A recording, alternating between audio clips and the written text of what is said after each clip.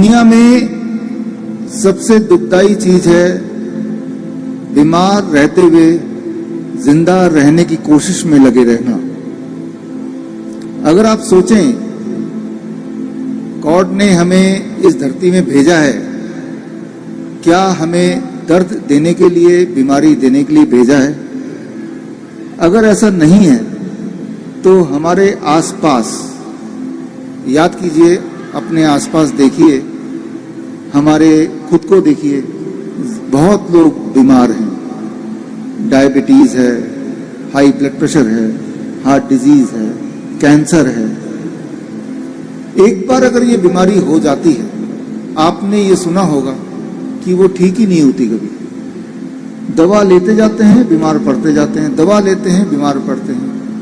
पूरे दुनिया में ऐसा एक भी इंसान नहीं मिलेगा जो ये बोले कि मैंने डायबिटीज की दवा ले ली, अब मैं पूरी तरह ठीक हो गया, या मैंने ब्लड प्रेशर की दवा काफी समय तक ली, अब मैं ठीक हो गया, या मैंने हार्ट की दवा ली, मैं ठीक हो गया, या मैंने कीमोथेरेपी कराई, अब मैं ठीक हो गया।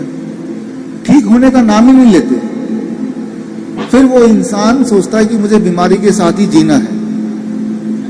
लेकिन फिर भी एक बार सोचिए, अगर हम यहां बीमार हैं, ठीक होने का कोई ना कोई तो इंतजाम होगा, कोई ना कोई तो तरीका होगा। और जो तरीके हमारे पास अभी दिखाई दे रहे हैं दवाई खाने का, वो तरीका काम तो नहीं कर रहा। अगर काम कर रहा होता तो पूरे दुनिया में कम से कम एक इंसान तो उस दवाई को खाने के बाद ठीक हो जाता। अगर तो ऐसा कोई इंसान आपको मिले तो आप मुझसे मिलाइए। दरअसल दवाइयों से इंसान ठीक हो ही नहीं सकता। इस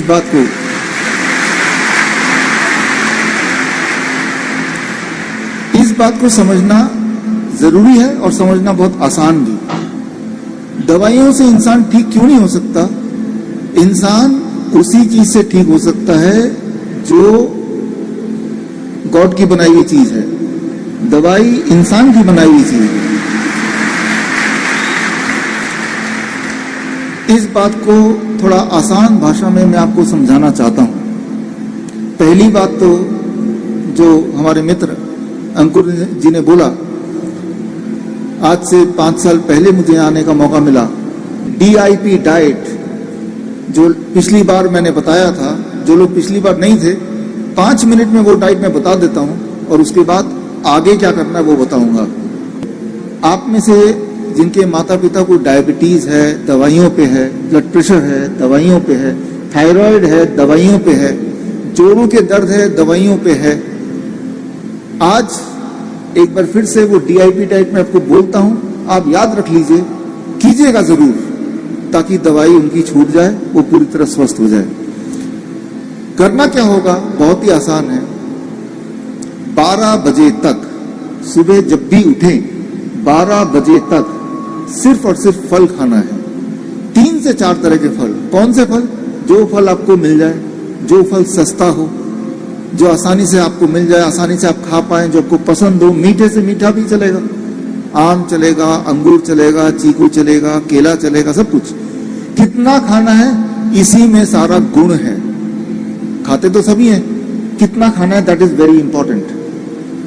आपके वजन को 10 से गुणा कर दीजिए। मेरा वजन है 70 किलो, 10 से गुणा करूंगा 700। अब इसको ग्राम कर दीजिए। कम से कम 700 ग्राम खाना है। यानी कि कल सुबह या फिर परसों, कल तैयारी कर लीजिए। जो भी आपके घर में डायबिटीज की दवा ले रहे हैं, कोलेस्ट्रॉल की दवा ले रहे हैं, BP की दवा ले रहे हैं, चुपचाप उनके वजन के मुताबिक, जैसे मैंने बताया, प्लेट आप अपने हाथ से बना के 4 तरह के फल अपने पसंद के डाल दिया कि यही उनका नाश्ता है। उससे भूख नहीं मिट रही तो क्वांटिटी बढ़ सकती है जितनी चाहे, लेकिन 700 ग्राम तो खाना ही है। मेरे लिए 70 kg, कोई 60 kg तो कम से कम 600 ग्राम तो खाना ही है। उसके अलावा कुछ नहीं खाना है 12 बजे तक। रोटी, सब्जी, ब्रेड, नूडल, चाय, कुछ नहीं। 12 बजे अब आता है लंच, दोपहर का खाना। पहले प्लेट 1 में सलाद खाना है। कितना? आपके वजन इंटू 5। मेरा वजन है 70 kg इंटू 5, 350 ग्राम। 350 ग्राम से कम खाऊंगा तो वो खाना है, 350 ग्राम या उससे अधिक खाऊंगा तो वो दवा है। खाना दवा बन गया। सलाद, टमाटर, खीरा, मूली, गाजर, ककड़ी या सलाद पत्ता, लाल, पीली, हरी, शिमला मिर्च, प्याज, 4-5 तरह के कच्ची सब्जी जिनके दांत मजबूत नहीं है, थोड़ा स्टीम कर लिया, थोड़ा उबाल लिया। लेकिन फॉर्मूला ये कि कितनी क्वांटिटी, इतना खाने के बाद 350 ग्राम। अब आप खाएंगे रोटी, सब्जी, दाल, चावल, जो खाना चाहते हैं वो खाएंगे, जो आप रोज खा रहे हैं वही खाएंगे।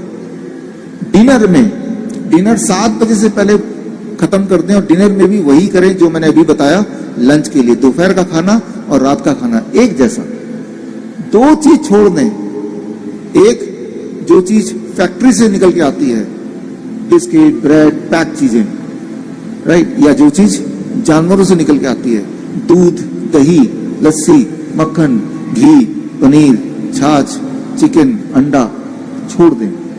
जैसे ही आप ये करेंगे, जो लोग डायबिटीज के पेशेंट हैं, तीसरे दिन तक उनका ब्लड शुगर ऐसे नीचे जाने लगेगा, उनकी मजबूरी हो जाएगी गोलियों को, दवाइयों को छोड़ना या कम करना। इंसुलिन है तो इंसुलिन को 40% कम करना पड़ेगा, नहीं तो वो बहुत नीचे चला जाएगा। जो लोग ब्लड प्रेशर की दवाई ले रहे थे काफी सालों से, 1 हफ्ते के अगर करेंगे तो उनका ब्लड प्रेशर की दवाई कम करनी पड़ेगी, नहीं तो ब्लड प्रेशर नीचे चला जाएगा। जिनको सिस्ट है, ये डाइट से सिस्ट भी गायब हो जाती है।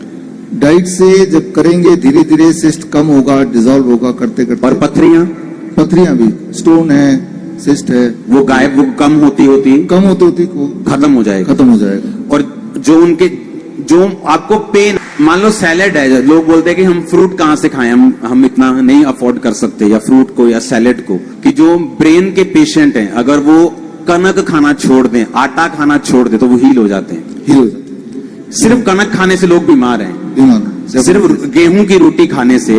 और वो सिस्टर बता रहे थे कि गेहूं 1901 के बाद बोई जानी शुरू की, उस पर कमर्शलाइज हो गई, और उससे पहले लोग जो थे वो मोटा अनाज खाते थे, कोदरे की रोटी है ना, बाजरा और क्या क्या होता है, रागी, बाजरा, कुट्टू, चना, जौ।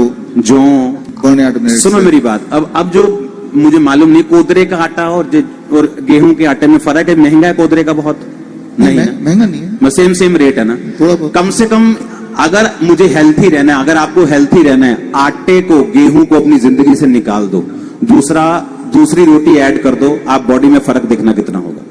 कि अगर आपको हीलिंग करनी है, आपको पथरी गायब करनी है, आपको सिस्ट गायब करनी है, 7 बजे के बाद खाना बंद कर दो। आपने कहा 7 बजे के बाद कि 7 रात को, वो क्यों?